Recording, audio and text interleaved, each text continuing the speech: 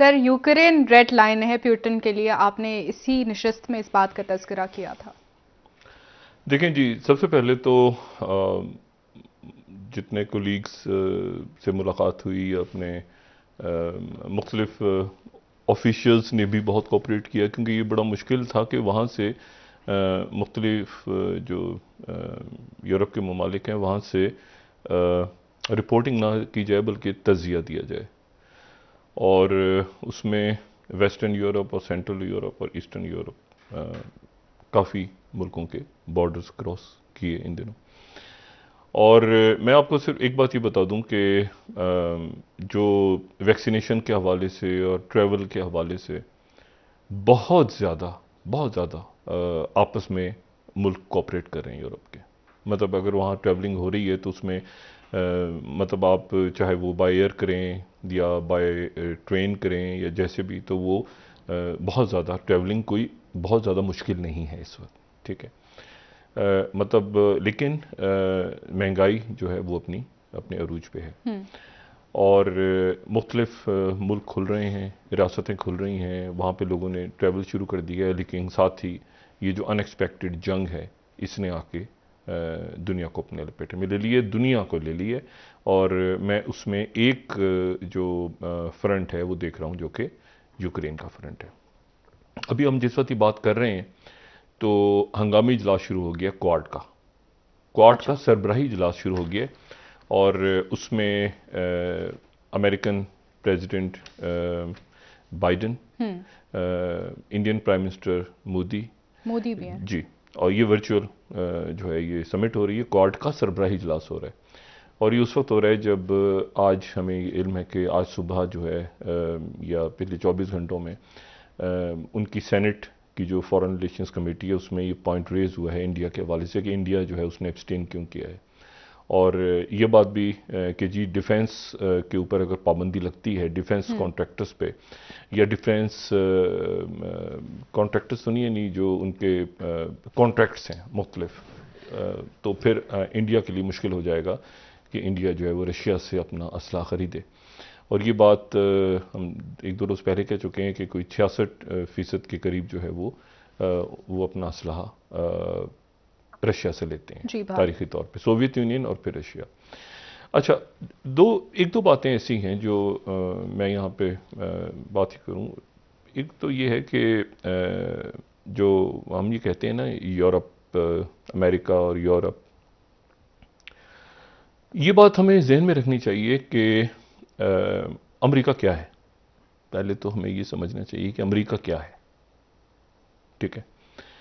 America जो है वो अमेरिका, अगर आप तारीख़ी तौर पे देखें, मैं इसको हो सकता है इसको सही अंदाज में बता पाऊँ या ना बता पाऊँ, लेकिन बज़ाहिर जो है वो जो अमेरिका है, अमेरिका वो यूरोप की एक कॉलोनी रहा है,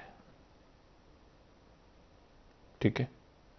मतलब आप अगर हिंदुस्तान को देखें या आप ये बाज़ंतीनी इलाकों को देखें या आप चाइना को देखें या यूरोप को देखें या अफ्रीका को देखें, तो आपको हज़ारों साल पुरानी तारीख मिलती है, ठीक है। आपको पता चलता है कि जी यहाँ पर एक ज़माने में जब ये किस तरह से हुआ कि वो जो इटली से एक बंदा निकला और उसने जो है उसके वालिद और चचा जो हैं वो मसाले और सोना ढूंढते ढूंढते और रेशम ढूंढते ढूंढते तिजारत करते करते इटली से उठे और वेनिस से निकल के और वो चल पड़े चाइना की तरफ।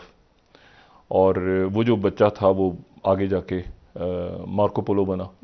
लेकिन मार्को पोलो जो है ये सयाह थे ना, तो ये सयाह होते थे तो इनकी बड़ी इंपॉर्टेंस होती थी। ये कुबलाई खान के दरबार में मार्को पोलो की बड़ी अहमियत थी। और मार्को पोलो उस वक्त जो है वो उसके वालिद और चचा जो थे वो तो ये कुस्तुनतुनिया के आबाद हो गए थे, और कुस्तुनतुनिया के नज़दीक एक और शहर था जो कि अब इत्तेफाक से यूक्रेन का हिस्सा है, वहाँ के अब वो आबाद हो गए थे। लेकिन उसके बाद ही हुआ कि वो ये था कि किसी तरह से यहाँ पर हम ज़्यादा से ज़्यादा अपनी मार्केट्स को फैलाएं। तो इटालियंस जो है इटली से उठा और मार्को पोलो, लेकिन बाद में ये हुआ कि वो बाज़ंतीनियों की लड़ाई हो गई उनके साथ, और मार्को पोलो जब जेल में गिरफ्तार होकर चला गया तो उसने जेल में बिल्कुल ट्रेवल्स लिखी किताब अपनी, और सफ़रनामा पूरा बताया कि ताजिर कैसे, और जिन रस्तों पे वो जाता था उनको शार रेशम, ठीक है, वो तारीख में शार रेशम कहलाएंगी, जिसमें मार्को पोलो सफ़र करता था। सिल्क रोड वहाँ से निकला, लफ्ज़ सिल्क रोड या शार रेशम, जिन पे मार्को पोलो ने ट्रैवल किया था।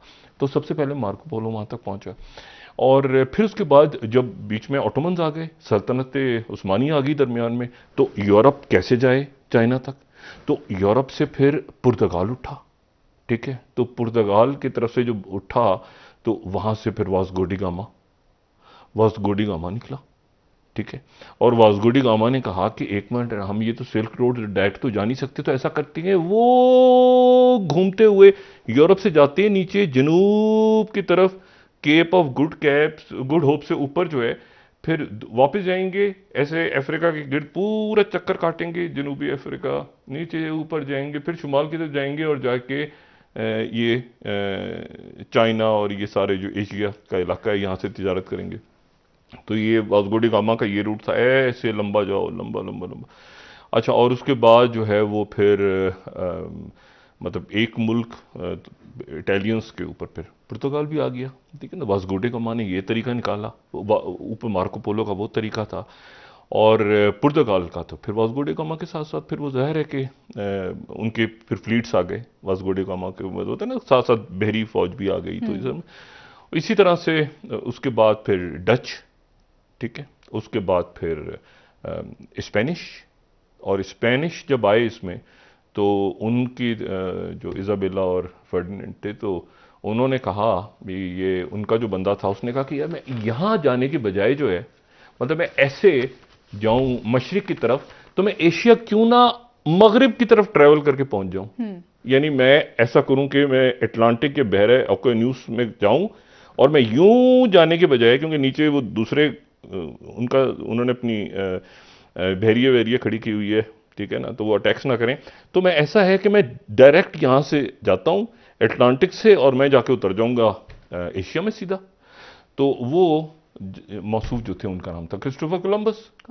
तो वो निकले अपनी तरफ से नई दुनिया ढूंढने के उधर से। अच्छा, वो अब एक वाइकिंग्स थे या वो था, मैं उसमें हिस्ट्री में नहीं जाना चाह रहा, लेकिन पहले अमेरिका कौन पहुंचा था, बहरहाल वो उधर जो है वो ईस्ट इंडीज ढूंढने निकले थे, लेकिन वो वेस्ट इंडीज में लैंड हो गए, ठीक है ना, और उनके भाई उधर जो है वो, तो इसीलिए आपको बहुत ज़्यादा स्पेनिश लैंग्वेज भी नज़र आती है, ठीक है ना, वहाँ पे आपको स्पेनिया और ये सारा। तो बहरहाल वो जाके लैंड हो गए, फिर वो कॉलोनीज बन गई, तो फिर उसके बाद आना शुरू कर दिया यूरोप से लोगों ने, ठीक है ना। तो जो असल लोग थे अमेरिका के, आपको कोई आप कहें कि 400 साल 500 साल पुरानी तो तारीख ही आपको जॉर्ज वाशिंगटन से शुरू होती है ना, पहला उनका सदर। उससे पहले क्या था? आज से कोई 30 साल पहले की आप हॉलीवुड की मूवीज़ देखें तो आपको हॉलीवुड की जितनी मूवीज़ आती थीं उसमें से मेजॉरिटी मूवीज़ जो होती थीं, जो एक्शन मूवीज़ होती थीं, वो वेस्ट के ऊपर बनी होती थीं। यानी वेस्ट से मुराद ये है कि हाउ द वेस्ट वन, मतलब वो काउबॉयज़ हैं, काउबॉयज़ हीरोज़ हैं, ठीक है, और विलन्स जो हैं वो लोग हैं जो असल, जिनको रेडिनियंस का नाम दे दिया गया, ठीक है, और जो कि विलन्स होते थे, और उसके काउबॉयज हीरोज होते थे। और काउबॉयज कौन होते थे? काउबॉयज वो होते थे जिन्होंने जमीनों पे कब्जा किया होता था, और उनसे लड़ने के लिए वो विलन्स आते थे। और वो विलन्स कौन होते थे? जिनको काउबॉयज गोलियां मार देते थे आखिर में। तो ये आपको आज से चंद साल पहले की मूवीज नजर आती थी। तो वो अब उनका कोई नामो निशान नहीं है। अगर आप तहजीब ढूंढे ना, तो आपको तहजीब चाइना की मिलेगी, आपको इस इलाके में पाकिस्तान बनने से पहले, हिंदुस्तान भारत बनने से पहले आपको हजारों साल पुरानी एक तारीख मिलेगी इस जगह की, ठीक है ना, कि यहाँ पे ये जो हैं पुराने जो हैं खंडरात हैं। इसी तरह यूरोप के अंदर आपको मिलेगी सैकड़ों साल, हजारों साल पुरानी तारीख आपको मुख्तलिफ जगहों पे मिलेगी, लेकिन आपको अमेरिका में नहीं मिलेगी।